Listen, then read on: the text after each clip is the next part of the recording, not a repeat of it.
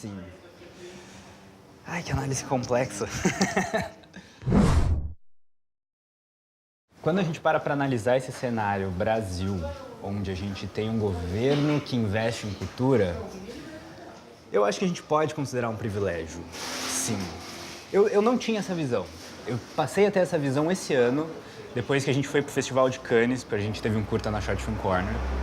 E no Festival de Cannes, como eu estava no âmbito, né, especificamente na Short Film Corner, que é uma categoria que tem apelo internacional, então tem um número de criadores internacionais muito grandes. Eu pude conversar com muita gente que produzia na África. Eu pude conversar com gente que produzia em extremos da Europa. Eu conversei com gente que produzia no Oriente. E as dificuldades que eles apresentavam foi que me deram a dimensão do privilégio.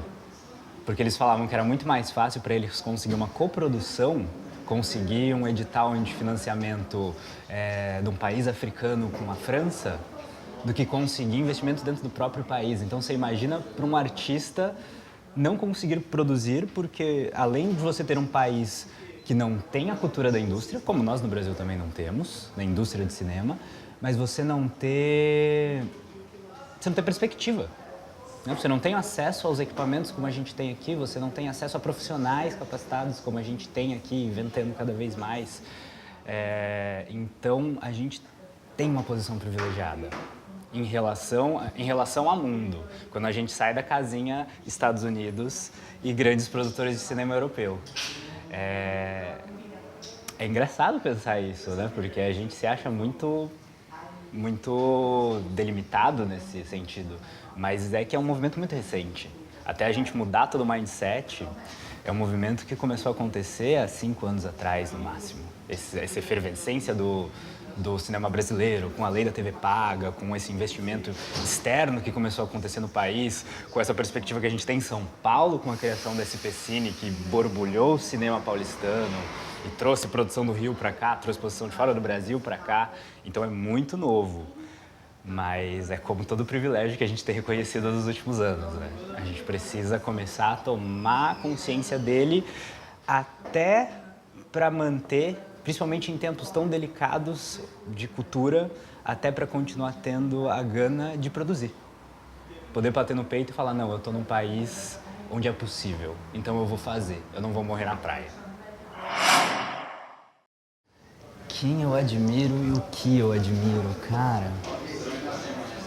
Que treta. Eu tenho muitas referências e eu gosto de muitas pessoas por motivos diferentes. Às vezes por fases diferentes também, acho que a gente muda muito isso.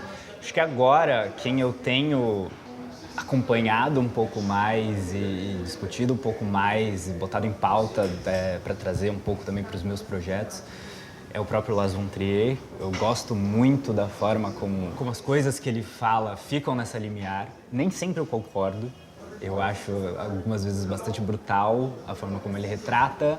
Eu acho que ele toca em alguns assuntos que poderiam ser melhor tocados. Mas é um cara que eu admiro pela trajetória e pela forma como ele constrói sempre uma mensagem que, querendo ou não, tem muita ligação com o momento que a gente vive.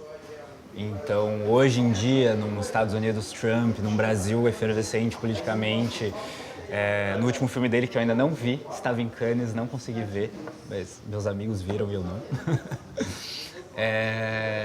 Ele fala muito sobre essa naturalização da violência, essa questão da pessoa que naturaliza o seu discurso de ódio, naturaliza a sua violência por conta da efervescência política, se vê no direito de fazer isso. Então é um cara que eu admiro muito pela forma como ele pega uma personagem e universaliza as questões dela.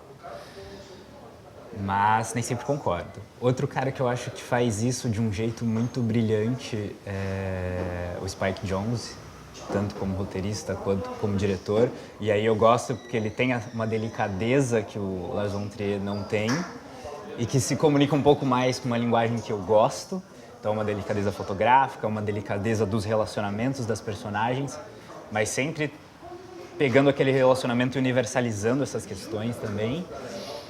E um cara que é bastante discutido e que eu às vezes também discuto artisticamente, mas que eu admiro muito, é o Ryan Murphy, que criou Glee, American Horror Story, American Crime Story, criou agora Pose, que é uma série que é um divisor de águas na indústria americana, porque é uma série produzida com o maior número de pessoas trans e mulheres e pessoas negras envolvidas na produção. Teve o primeiro episódio dirigido por uma mulher trans negra da história da televisão. Então é um cara que, além de tratar de uma forma muito bonita todas essas questões, tem uma preocupação que é uma preocupação que eu tenho, que é de sempre trazer as pessoas das quais você está falando para dentro do discurso. Ele, como eu, é um homem branco, cisgênero, gay, e ele quer estender a mão e falar, gente, eu quero usar meu privilégio para ajudar vocês a se erguerem. Então eu admiro muito nisso ele nisso, ele faz isso com muitas séries, impôs de uma forma muito clara e fácil de todo mundo entender, mas até em detalhes, assim, como em American Horror Story, onde ao invés dele colocar um elenco inteiro de pessoas brancas, ele coloca muitas pessoas negras, ele coloca personagens orientais em papéis não estereotipados, num papel que qualquer pessoa poderia interpretar, e eu vou escolher um ator que é negro para fazer esse papel, vou escolher uma mulher trans para interpretar esse papel, e esse cara vai ser um oriental. Por quê? Porque sim. Porque essas pessoas existem e elas podem ser qualquer pessoa. Então ele é um cara que eu admiro muito na forma como ele... Nem sempre a história é a melhor, mas ele conduz a sua carreira e ele conduz os seus projetos de uma forma muito bonita. E eu me espelho muito nisso.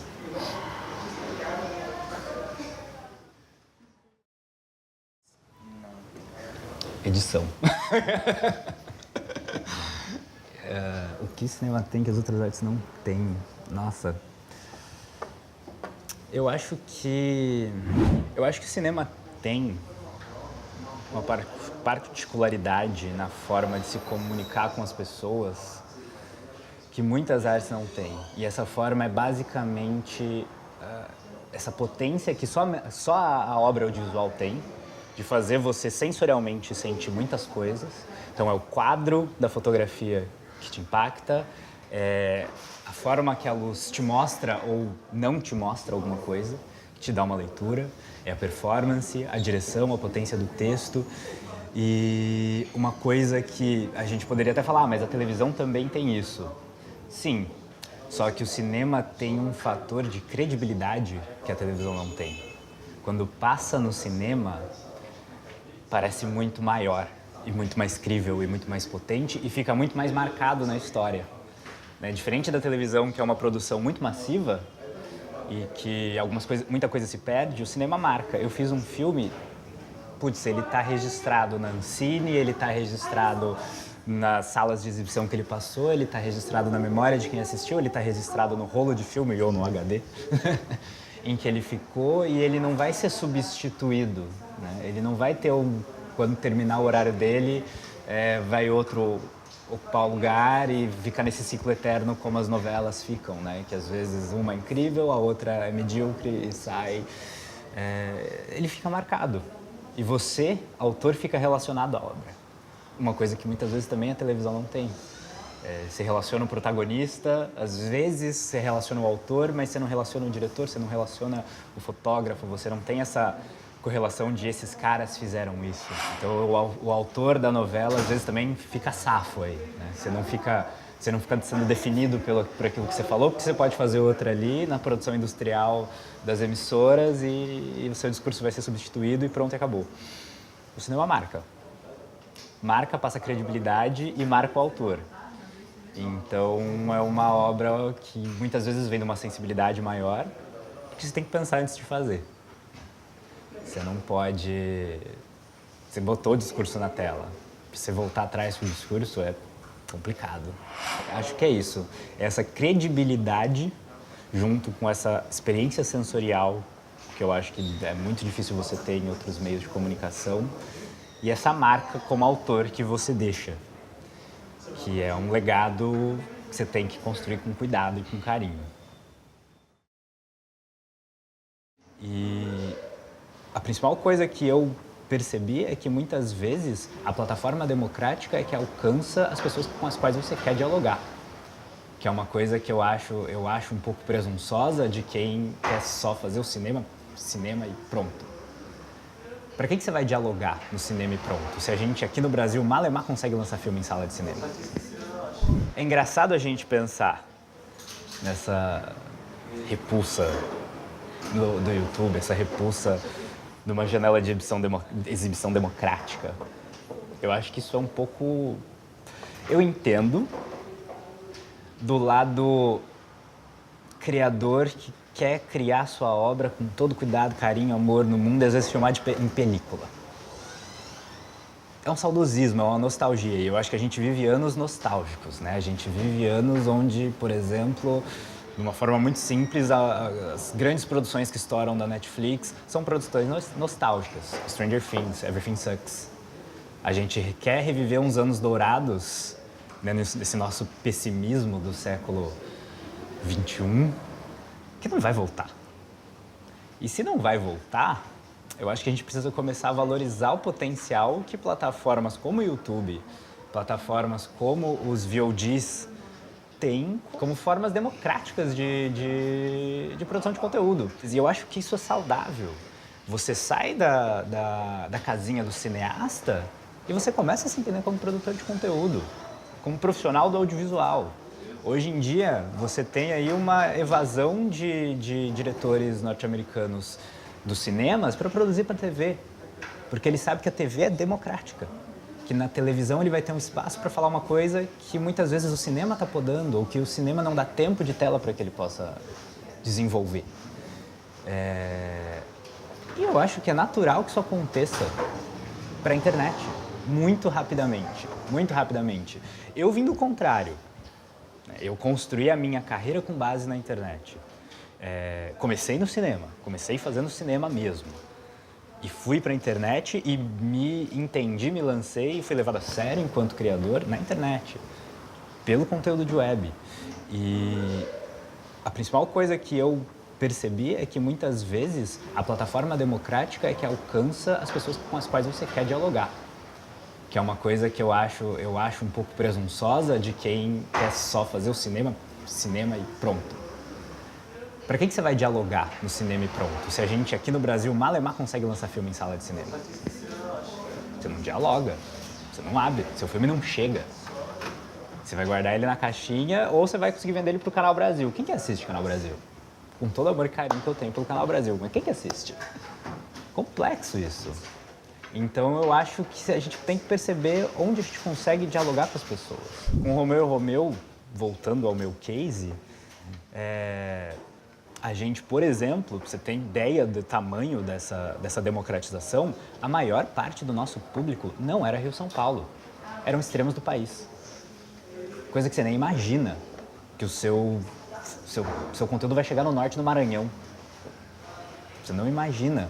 Só que aí quando você pega e pensa no tipo de conteúdo que você está fazendo, no tipo de conteúdo que você quer fazer, eu no meu caso, conteúdo LGBT, educativo, representativo, cara, um conteúdo do tipo Romeu e Romeu não é pro público LGBT da Praça Roosevelt. É pro público LGBT que precisa se ver representado. Então é natural que ele tenha mais potência no norte do Maranhão do que no eixo Rio-São Paulo. E é maravilhoso. E cumpre a minha missão enquanto artista. Então, assim, claro que vai de propósito. Acho que tudo vai do seu propósito enquanto artista. Mas democratizar o acesso ao conteúdo, eu acho que é parte da nossa missão humanitária como criadores, todos nós. Né? Não só eu, enquanto criador de conteúdo LGBT, quero que meu público, que o público LGBT que precisa desse conteúdo assista, mas eu, enquanto criador, quero que as pessoas consumam cultura. E se eu tenho a oportunidade de dar cultura para elas numa plataforma de fácil acesso, numa plataforma que, no caso do conteúdo LGBT, ele não vai ligar na televisão, então a mãe dele, que provavelmente não deixa ele ter acesso a esse conteúdo, não vai ver, porque ele pode ver do celular. Porra, é pro celular que eu vou fazer esse conteúdo. Então, é isso. Ele tinha por proposta não falar da causa LGBT no âmbito preconceito ou no âmbito homofobia. Ele tinha por proposta naturalizar a existência. Então a gente deu o nome do projeto de Existência e pegava histórias de suspense, meio thrillers, que flertavam com uma coisa de horror ali, que você não explicava muito bem o que era, se era paranormal, se era um suspense de assassinato, e colocava personagens LGBT como protagonistas. Que é uma coisa que você não vê por aí. Um filme de suspense, um filme de terror, protagonizado por um casal lésbico, protagonizado por uma pessoa trans, protagonizado por um casal gay. Eu tenho a minha linguagem, não foi algo que surgiu do nada, foi algo que eu venho trabalhando e eu venho aprimorando. E é até engraçado a gente parar para pensar nisso, porque há 2, 3 anos atrás eu não tinha tanta consciência do que é a minha linguagem. E conforme, né, nesses últimos, de novo, nesse mesmo tempo que o cinema brasileiro fez um boom, a minha própria produção também fez um boom, né? Eu comecei a produzir muito mais, acho que as pessoas ao meu redor tinham muito mais vontade também, então eu me engajava na vontade delas e a gente fazia muita coisa e tem feito muita coisa. E eu fui aprimorando essa linguagem muito com base nessa ideia como do Lars von Trier, como de diretores brasileiros, como Ana Mulaert, de tocar alguma coisa que talvez não seja confortável para o público. Diferente do Lars von Trier, que eu acho que às vezes faz isso numa limiar muito complexa entre o que o público consegue ou não diferenciar, porque uma coisa é você fazer um filme de arte onde você vai, idealmente, né, falar para um público que tem uma bagagem artística mais ampla para conseguir fazer uma crítica mais específica. Outra é você fazer um filme um pouco mais popular. E os filmes do Lars von Trier são interessantes porque eles ficam nesse meio termo, né? Como ele usa artistas muito populares, atores muito populares, muitas vezes o cinema dele cai na boca do povo que não consome Lars von Trier normalmente. E aí você acaba criando e efervescendo ainda mais essas polêmicas. O que eu adoro particularmente... Ai, bati no microfone, desculpa. O que eu adoro particularmente é para ver essas várias opiniões. Não necessariamente gosto da polêmica, às vezes não. Mas gosto de ver a efervescência de opiniões, assim. E muito nesse sentido, eu tenho muito dessa linguagem, tanto na hora de escrever quanto na hora de dirigir. Eu tenho uma preocupação muito forte em falar de coisas que eu acho que eu posso e eu preciso falar. Então eu tenho uma ligação muito forte com a causa LGBT pela minha identidade, e eu tento sempre colocar isso nos meus projetos. Romeu e Romeu, que foi o grande marco da minha vida, assim, foi muito claramente LGBT, né? Era uma história que tinha por proposta falar disso e tocar nessa ferida e ser muito didática nessa forma. Então ela era didática tanto no roteiro quanto na forma de ser produzida. Era uma fotografia mais simples, eram personagens muito palatáveis para o público, eram claramente mais adolescentes, tinham um tipo de interpretação muito naturalista desse lado. Tinha uma proposta meio até verborrágica no roteiro, porque era para a internet, porque era para um público jovem, então precisava ser muito claro. E até de formas mais sutis. Então, no último projeto que eu fiz esse ano, que foi uma série de curtas e que um deles foi o que foi para o Festival de Cannes, na Short Film Corner, ele tinha por proposta não falar da causa LGBT no âmbito preconceito ou no âmbito homofobia. Ele tinha por proposta naturalizar a existência. Então a gente deu o nome do projeto de Existência e pegava histórias de suspense, meio thrillers, que flertavam com uma coisa de horror ali, que você não explicava muito bem o que era, se era paranormal, se era um suspense de assassinato, e colocava personagens LGBT como protagonistas. Que é uma coisa que você não vê por aí. Um filme de suspense, um filme de terror, protagonizado por um casal lésbico, protagonizado por uma pessoa trans, protagonizado por um casal gay. Você não vê. E que, querendo ou não, eu acredito que a melhor forma de você fazer a coisa ficar naturalizada é literalmente, às vezes, dar um passo para trás e falar, tá, eu vou, ao invés de botar o assunto em pauta, eu vou só mostrar que essas pessoas também existem e elas podem estar sendo representadas em todo tipo de história. Nem toda história precisa ser sobre um crime de LGBTfobia, né? Nem toda história precisa ser motivada por preconceito. Pode ser só uma história. Pode ser só um mistério de será que existe um espírito nessa casa e essa casa é o local onde vive um casal lésbico. Então é um pouco a minha principal proposta como artista é muito isso, muito trazer essa vivência LGBT como pessoa LGBT, como uma pessoa que eu acho que tem muitos privilégios para produzir, como homem, branco, cisgênero, apesar de gay, tenho todo esse privilégio. Eu acho que faz parte da minha existência levar isso para frente e trazer meus amigos comigo. Então, minhas amigas lésbicas para fazer curtas sobre personagens lésbicos, meus parceiros trans, meus amigos trans para fazer curtas sobre personagens trans, meus parceiros gays, homens, mulheres, sempre para contar essas histórias.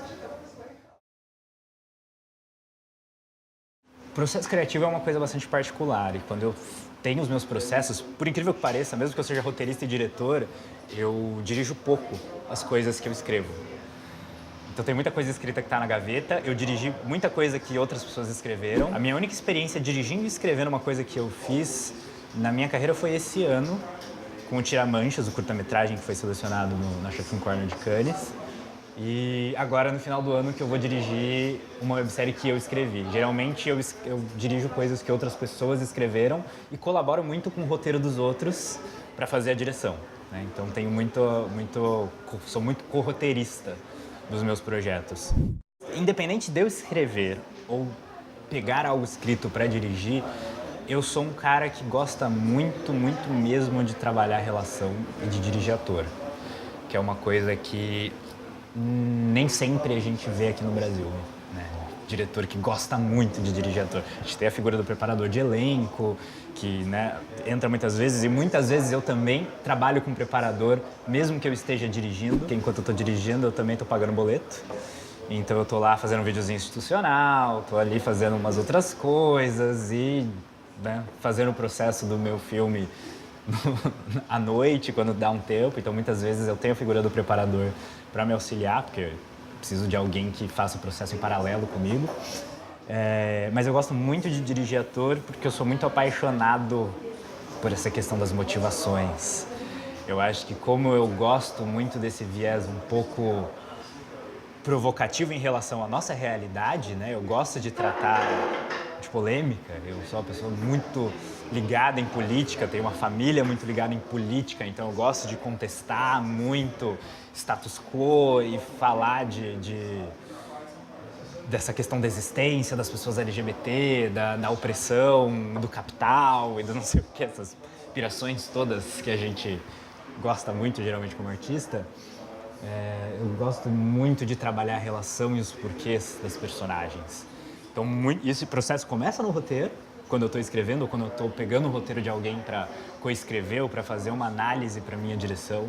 Então, muitas vezes eu mudo muitas das nuances para dar uma potencializada nessas questões mais humanitárias, para que as personagens não só façam aquilo, que elas tenham uma motivação muito ligada ao contexto político e social onde ela se insere. Faça um processo de ensaios muito pesado com os atores para trazer essas coisas à tona com mais naturalidade, com mais força, né, para o discurso. E é engraçado até porque quando eu estou no set de filmagem, quando a gente vai rodar, eu gosto de ter uma boa equipe de assistentes de direção para sempre ter um assistente ali, um segundo assistente, um terceiro assistente que fique com os meus atores, que mantenha eles um pouco separado do caos do set, da movimentação da fotografia e coisa e tal, para que eu não atrapalhe esses processos dele e porque quando eu tô no set eu fico neurótico com esses detalhes de direção de arte, com esses detalhes de fotografia. Eu confio muito nos meus fotógrafos, geralmente. Eu sou uma pessoa como eu tenho essa vivência mais de direção de atores, que eu vim do teatro e coisa e tal, eu confio muito nos meus fotógrafos e geralmente deixo muita liberdade para eles, mas eu fico muito neurótico. Eu fico muito em cima, principalmente com direção de arte também, que é uma coisa que me apetece muito, com figurino, com como tá o cenário, com... Gente, isso aqui vai funcionar, isso aqui vai estar na câmera, isso vai dar leitura, isso vai imprimir o que a gente precisa. Então, eu tenho esses dois momentos de processo, assim. Eu tenho um processo de análise de roteiro e de ensaio muito intenso, é o que eu mais valorizo numa pré-produção, e um momento de neurose dos detalhes no set, que eu acho que todo diretor tem um pouquinho, né? Mas que aí eu sempre garanto um baita assistente de direção que eu confie, que eu goste, que vai manter os meus atores ali bem concentrados e eu possa ficar nessa coordenação do todo, né? E aí eu sou o cara que edita, geralmente. É muito difícil dar meu conteúdo na mão de outra pessoa. Eu tenho trabalhado isso para tentar deixar outras pessoas editarem o que eu fiz e tal, mas eu acho que o processo criativo mesmo do diretor, ele termina muito na pós, né? A história, na verdade, termina na pós. A história que você vai contar só vale no que vai ser impresso ali nos cortes, na edição, no ritmo, e eu sou bem cri-cri com isso, então eu gosto muito de editar o que eu faço. Gosto muito de editar as coisas das outras pessoas também. Tem o Airo, meu sócio, meu parceiro na produtora. Geralmente eu edito muita coisa que ele faz, ele confia muito em mim, então eu acho que eu sou cri-cri num bom sentido. Talvez seja porque eu tenha bom gosto, porque até outros diretores dão o conteúdo deles na minha mão para eu editar. Acho que é isso, acho que minha jornada como pessoa que veio do teatro me dá essa afeição pelos atores, e como pessoa que estuda muito roteiro, que eu acho que é o que eu mais estudo na minha vida, me dá essa paixão pelo storytelling, da análise do roteiro ao corte da edição. Tá tudo ligado, né? Se você parar pra pensar.